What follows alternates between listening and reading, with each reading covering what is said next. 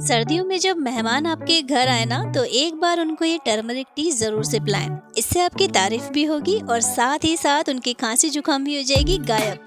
बस इसके लिए ना 1 कप पानी में कच्ची हल्दी, अदरक, चुटकी भर काली मिर्च का पाउडर, इलायची और डाल दें थोड़ा सा नमक और 2 मिनट के लिए इसको उबाल लें। और जैसे ही उबल जाएगा गैस की फ्लेम को ऑफ करके गर्मा गर्म में ही डाल दें आधे नींबू का रस। अब गर्मा गर्म ही इसे छान लें और जैसे ही कप में आ जाएं तो इसकी मिठास को और फायदों को बढ़ाने के लिए इसमें ऐड कर दें 1 चम्मच शहद और आनंद लें इस चाय का।